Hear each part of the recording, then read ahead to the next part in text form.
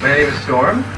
I'm an artist by profession, although primarily what I do is tattooing. I do, however, create various manifestations in the form of apparel, stickers, sketchbooks, prints, posters, etc. I am 35 years of age, and I reside in Salt Lake City. I am an official member of the Church of Satan. I am a card-carrying member. I follow the philosophies as they were outlined by Dr. Anton Szandor LaVey in 1966. You can find his philosophies outlined in the Satanic Bible. What I follow is a power philosophy, I believe would be the best way to describe it. It is something which steers away from all those belief systems which are spiritual. We are the antithesis to spiritual. We are carnal. We follow pursuits of the flesh, carnal endeavors, and those things which others might consider so-called sins, that they steer themselves clear, whereas we will indulge into those. It is a mythological figure that was created by humans to explain that which they didn't understand. In the contemporary area, it's a fantastic way for entertainment or for study. However, those who follow it are nothing less than archaic. He's simply another deity that was construed mainly by Christianity and their belief systems. If you don't have Satan, well then what are you going to be saved from? There's really no purpose to the vast majority of belief systems if they don't have an evil deity, an evil existence, an evil realm. There would really be no purpose for church. So without that, there is no church. There is no afterlife. You're worm-proof.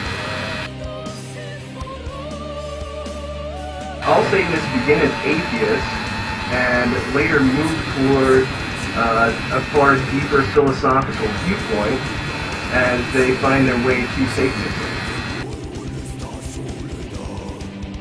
They're frequently devil worshippers. They're not Satanists. Okay, those individuals are Christians who have taken sides. They are people that honestly believe that there is something that exists in an alternate reality or an alternate dimension, and that this realm consists of those deities or beings that are the opposition to a Christian God.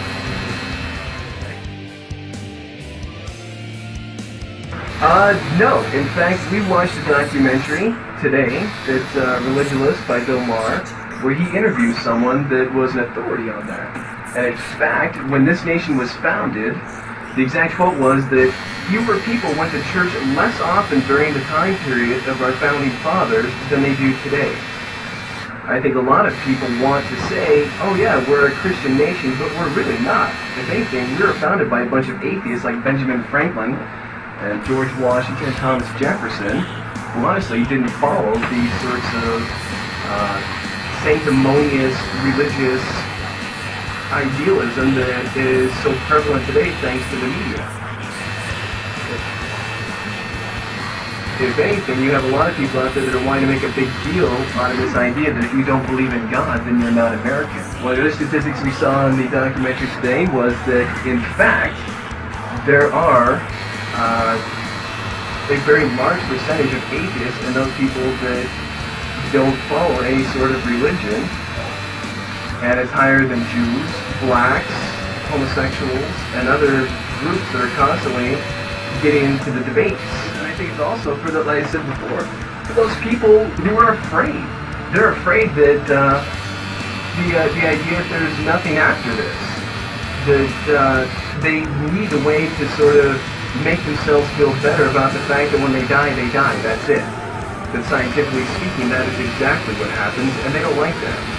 So they make up these stories that are nothing short of tall tales to say, well, this is what's going to happen to me, and this is what, and also, this is what guides me as far as my own personal morality, because I don't possess the ability to simply say, hey, you know what, I can create some moral standards such as don't steal, don't fuck my neighbor's wife, don't play around with little kids' penises, don't steal from the local store, and all the other bullshit that happens out there. So what they have is they say, well, God keeps me from doing it. He protects me from Satan that would otherwise have me doing these horrible things. If you're doing those horrible things, you're a horrible person.